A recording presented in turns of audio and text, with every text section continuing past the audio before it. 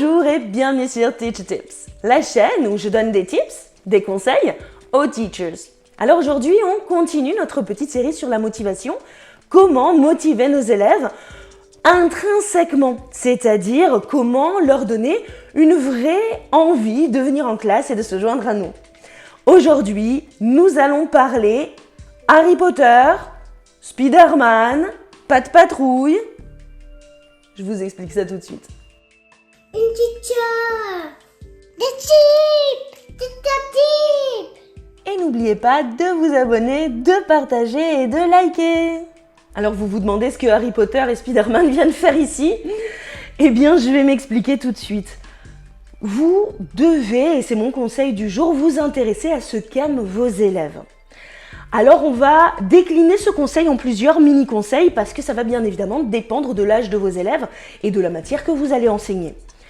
Mais si vous avez des très jeunes élèves par exemple et qu'en ce moment tout le monde est à fond sur Peppa Pig et Pat' Patrouille, eh bien dans vos problèmes de mathématiques, vous allez inclure Peppa Pig et Pat' Patrouille.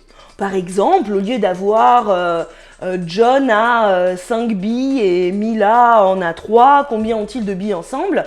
Eh bien, vous allez dire Peppa a 3 bonbons et George, qui est le petit frère de Peppa, j'ai fait mes recherches, et George a 3 bonbons. Ils souhaitent les mettre ensemble, combien en ont-ils ensemble? Donc vous allez utiliser des petites références comme ça aux petits dessins animés du moment ou aux petits films du moment, les choses que les enfants peuvent apprécier.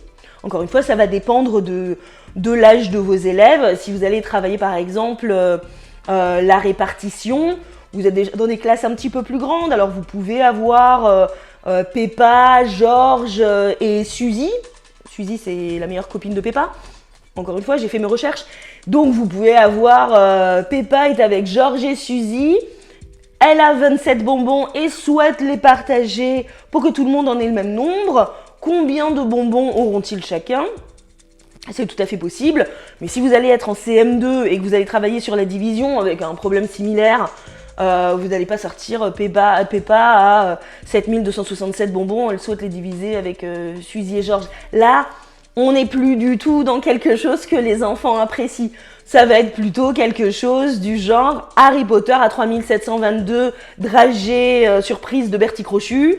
Ils souhaitent les partager avec Ron et Hermione. Combien en auront-ils chacun?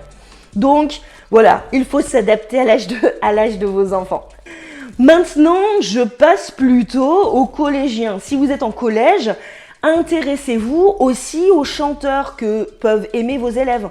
Donc vous allez avoir des chanteurs, des chansons qui peuvent être intéressantes à étudier en classe en fait. Donc là je parle de collège mais aussi de fin de primaire, finalement c'est tout à fait possible. Réellement intéressez-vous, généralement ce sont des musiques urbaines, des musiques un peu rap pop. Ce sont des musiques très intéressantes, je pense au rap par exemple. On a vraiment des bonnes punchlines, on a vraiment des phrases, des tournures, des métaphores, des figures de style hyper intéressantes dans le rap français. Donc intéressez-vous à ça, ils vont être coachés, que vous soyez intéressé à cet artiste ou cette chanson qu'il ou elle a chanté.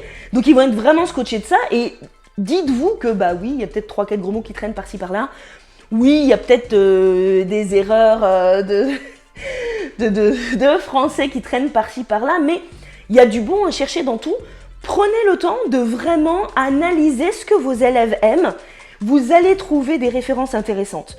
Et vous êtes prof de maths, vous allez partir sur Aya Nakamura a vendu X disques d'or, X disques de platine. Enfin, vous allez pouvoir utiliser les nombres autrement en fait. C'est tout à fait possible de pouvoir utiliser l'artiste du moment dans un problème de maths. Donc je vous invite vraiment à être vigilant à ce qu'aiment vos élèves. En primaire, c'est super facile, hein, vous regardez le sac à dos, si c'est un sac Pat' Patrouille, clac, vous avez la moitié de la classe, ils ont des sacs Pat' Patrouille, vous savez que Pat' Patrouille, c'est une valeur sûre. Au collège, écoutez-les, écoutez les cours de récréation, écoutez ce qu'ils vous disent, écoutez ce qu'ils chantent quand ils sont rangés devant la classe avant de rentrer en classe. Écoutez vos élèves, observez vos élèves, apprenez réellement à les connaître. Ça fera un changement radical. Ils vont se dire, le prof, il a fait quelque chose que j'aime. Premièrement, il est plus proche de moi. C'est-à-dire que lui aussi, il écoute cette musique. Mais alors c'est pas le prof si lointain que j'imaginais par exemple. Ou alors ils vont se dire, ah ben le prof, il a fait quelque chose pour moi. Ça aussi c'est quelque chose d'important. Créez du lien avec vos élèves et pour créer du lien, intéressez-vous à eux et à leur goût. Ça c'est un conseil qui est vraiment primordial. Donc je récapitule.